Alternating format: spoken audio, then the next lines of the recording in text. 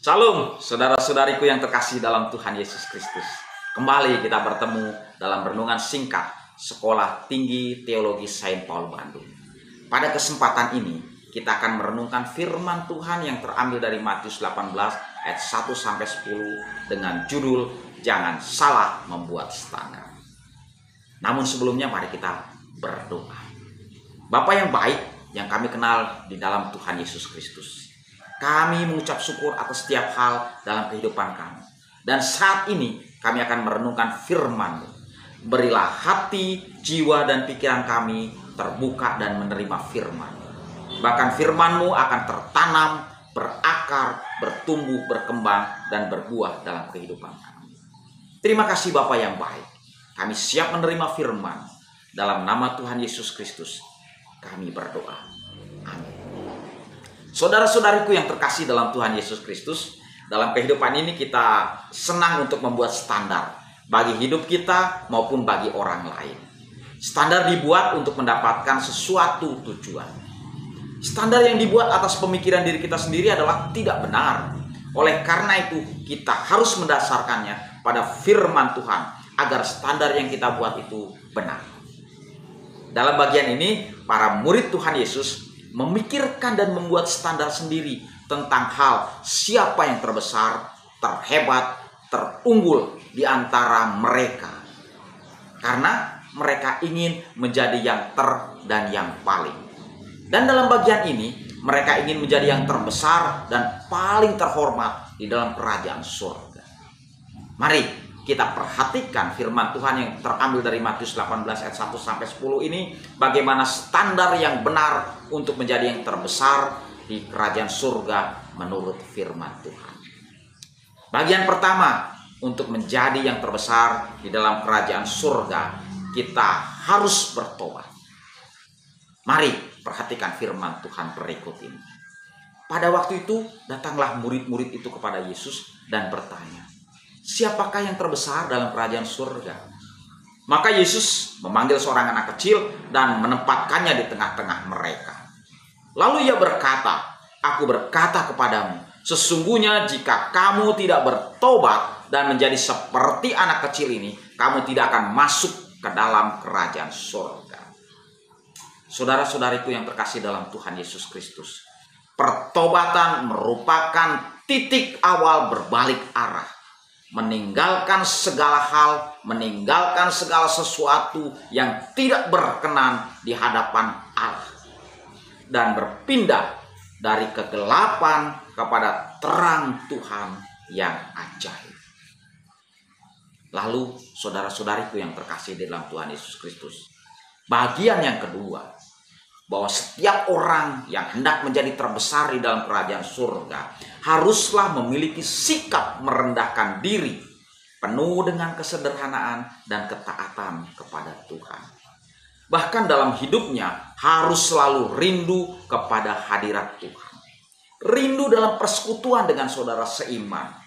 Perhatikan firman Tuhan berikut ini.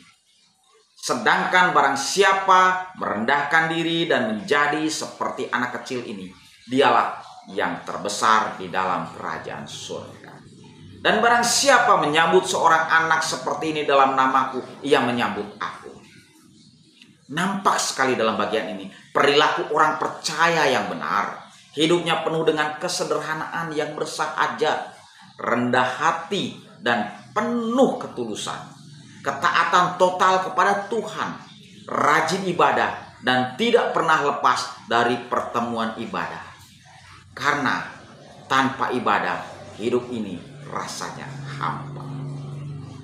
Lalu bagian yang ketiga, saudara-saudariku yang terkasih di dalam Tuhan Yesus Kristus, untuk menjadi orang yang terbesar dalam kerajaan surga, haruslah menjadi penuntun yang benar bagi orang lain untuk mengenal kebenaran firman Tuhan.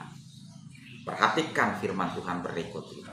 Tetapi barang siapa menyesatkan salah satu dari anak-anak kecil ini yang percaya kepadamu, lebih baik baginya jika sebuah batu kilangan diikatkan pada lehernya, lalu ia ditenggelamkan ke dalam laut. Celakalah dunia dengan penyesatannya. Memang penyesatan harus ada, tetapi celakalah orang yang mengadakan. Jika tanganmu atau kakimu menyesatkan engkau, penggalah dan buanglah itu. Karena lebih baik bagimu masuk ke dalam hidup dengan tangan kudung atau timpang daripada dengan utuh kedua tangan dan kedua kakimu dicampakkan ke dalam api kekal. Dan jika matamu menyesatkan engkau, cungkilah dan buanglah itu. Karena lebih baik bagimu masuk ke dalam hidup dengan bermata satu daripada dicampakkan ke dalam api neraka dengan bermata dua. Perhatikan saudara-saudariku yang terkasih dalam Tuhan Yesus Kristus, bahwa apapun resiko harus kita jalankan. Bahkan harus mengorbankan diri sendiri agar dapat melakukan kehendak Tuhan. Dan dapat membawa orang lain mengenal kebenaran firman Tuhan. Maka dari itu, mari kita tetap setia, berpegang teguh, jangan goyah dan gentar, tetap fokus dan tertuju pada Tuhan saja hidup kita ini. Maka pastilah sukacita kekal di surga baka akan kita nikmati bersama dengan Bapa yang mengasihi kita.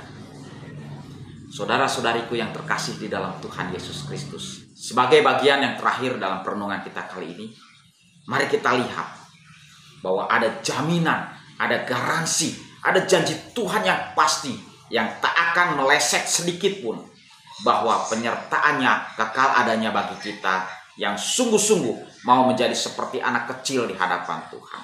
Mari kita perhatikan firman Tuhan berikut ini. Ingatlah, jangan menganggap rendah seorang dari anak-anak kecil ini, karena aku berkata kepadamu, ada malaikat mereka di surga yang selalu memandang wajah Bapakku yang di surga.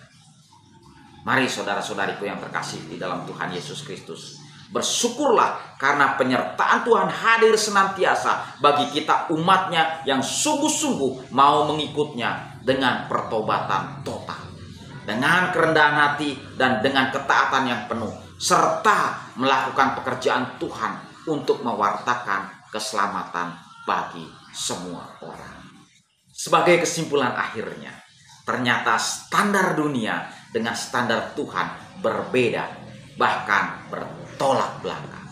Dalam firman Tuhan kali ini menyatakan bahwa untuk menjadi yang terbesar haruslah menjadi yang terkecil, menjadi hamba, menjadi pelayan yang merendahkan dirinya di antara saudara-saudaranya. Sama seperti Tuhan Yesus Kristus yang rela menjadi hamba, merendahkan dirinya, bahkan rela mati di atas kayu salib untuk menebus dosa kita. Mari kita berdoa sebagai respon kita terhadap firman Tuhan yang telah kita renungkan bersama.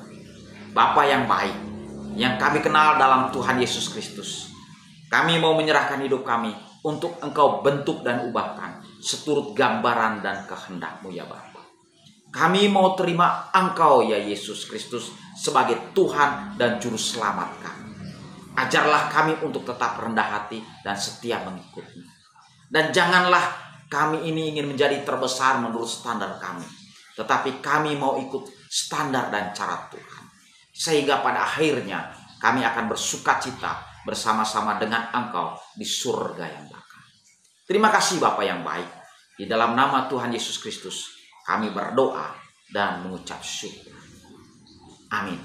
Tuhan Yesus Kristus memberkati kita sekalian.